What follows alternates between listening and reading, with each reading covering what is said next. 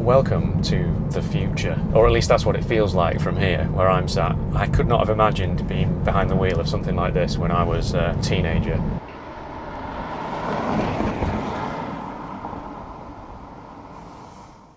So what is the Model 3?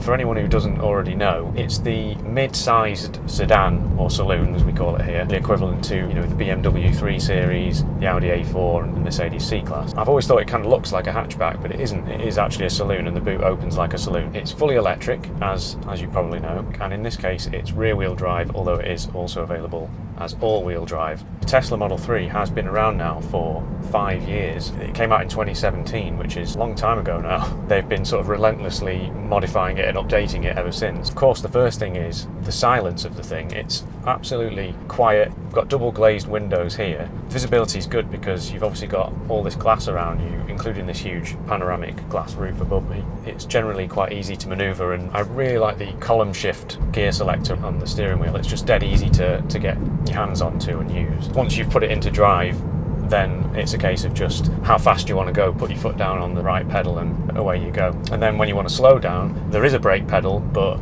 you pretty much don't need it. As soon as you let go of that right accelerator pedal, the car slows down quite rapidly. So I'm going to let go of it now, and I'm coming to a stop from like 30 miles an hour pretty much. It's got a very comfortable ride, which is nice for a modern car, because a lot of cars now with their huge alloy wheels and rubber band tyres, you get not such a smooth ride, but it really suits this car because in standard form, 304 miles of range is a car that you can travel a great distance in comfort. In recent years I've been following these guys called the minimalists. They're behind the great minimalist movement of basically owning as little stuff as possible and having nothing in your house, and the inside of this Tesla would be loved by those guys because there's nothing in here.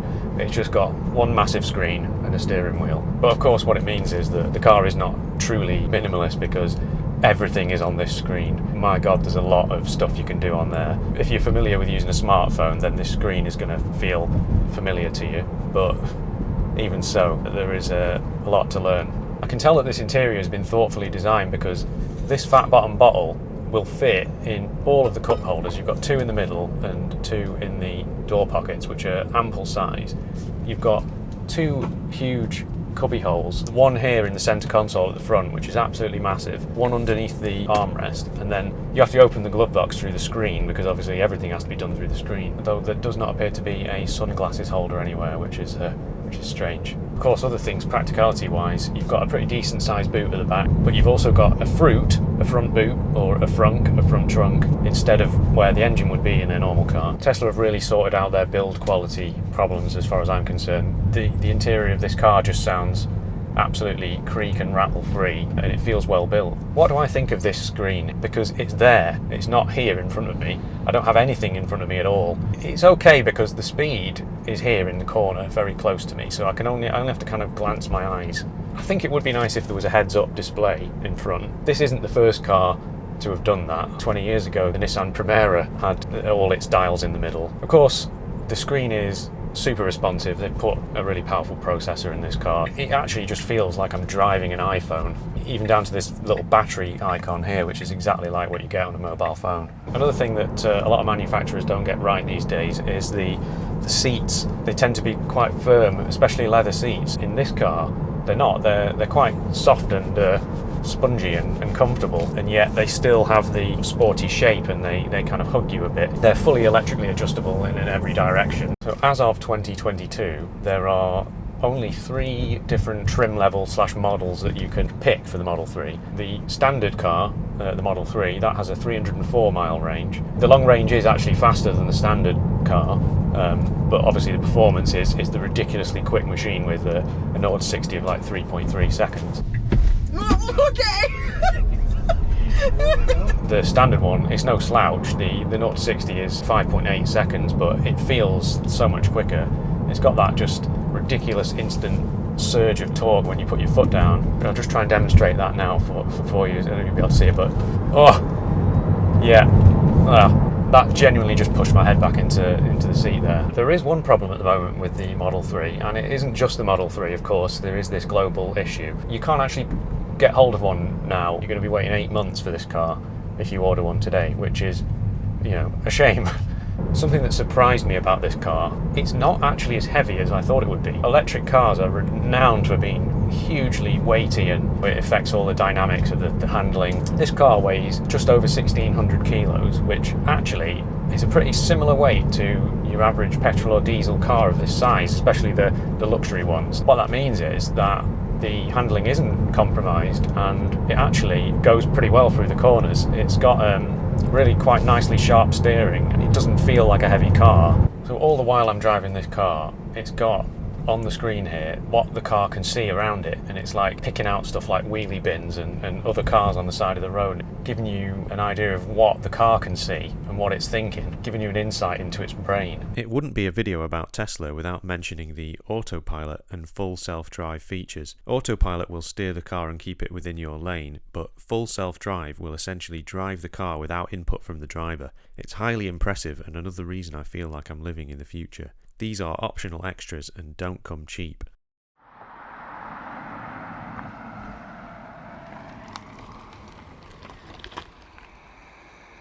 So of course you can control pretty much everything under the sun with this screen, and the car is customizable to the nth degree, and you can just adjust almost everything from things like the steering mode, which this has been in sport mode while I've been testing it. You can keep an eye on what's going on with your charging, you've got all the autopilot settings, light settings, display settings. So because this is a family car, we need to find out what it's like in the back, so I'm going to ask backseat JJ, what do you think about the back of the Model 3?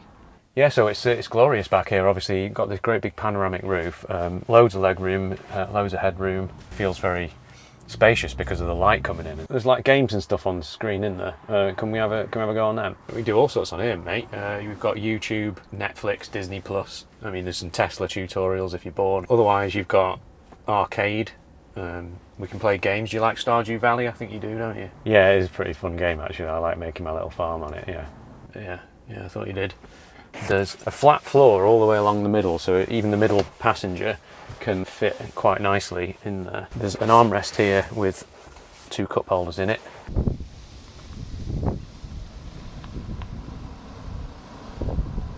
If you've been enjoying this video so far, please do remember to hit the like button. What most people will do to charge an electric car, including this Tesla, is just to have a home unit installed. You do need to have a driveway. If you're in a terrace house or something on a street, then you're not going to be able to get the charger installed. There are lots of different ones you can get, but the official Tesla one will cost you about 900 to a grand to both buy and install as well. Electricity is getting expensive these days for various reasons. I think, having a look at what it costs in the UK, I think it cost about £30 to fill up the tank of this car.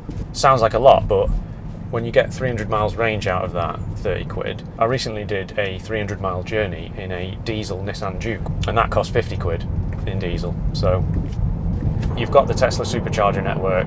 They're all over the world, all over the country, all over Europe, all over America. With the rapid charger, you can charge to 80% in 20 minutes. By the time you've gone in for toilet break and a coffee, come back to your car and it'll be charged up.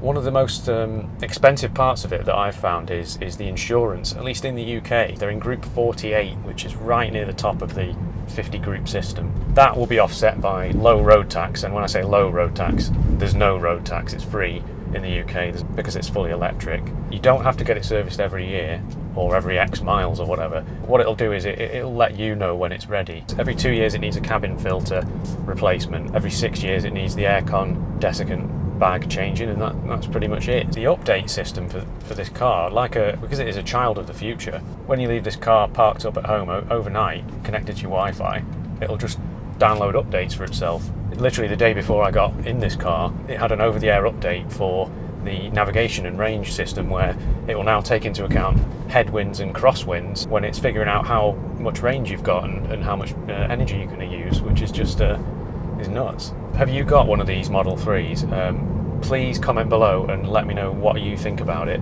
And if you're thinking of buying one, also let me know what model you've gone for, how long you're expecting to wait to get it. I'd be interested to hear from you guys as well.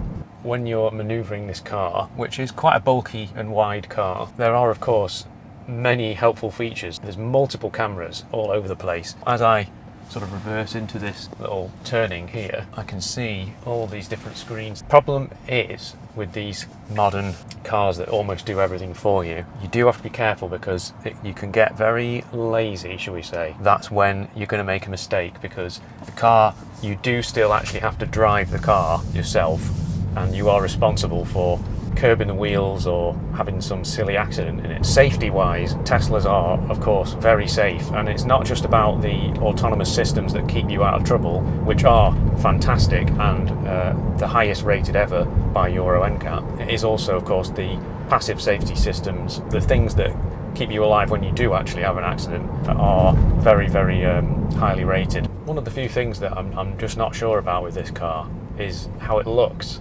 And obviously that's just completely subjective, and you may absolutely love the look of it. Sometimes I think from certain angles it looks quite good, and then other ones I'm just not sure, it's somehow slightly ungainly looking. But the thing is, when you compare it to most of the German equivalent modern electric cars, at best those cars look, let's say, interesting. It's in no way showy. It's not a car that shows off. Obviously they look kind of strange and unique and therefore interesting, but there's plenty of them around now, and only you know that you're inside this gorgeously designed luxury car that's quiet and relaxing. So that's the Tesla Model 3. It's somewhere between a spaceship, a mobile phone and a piece of IKEA furniture.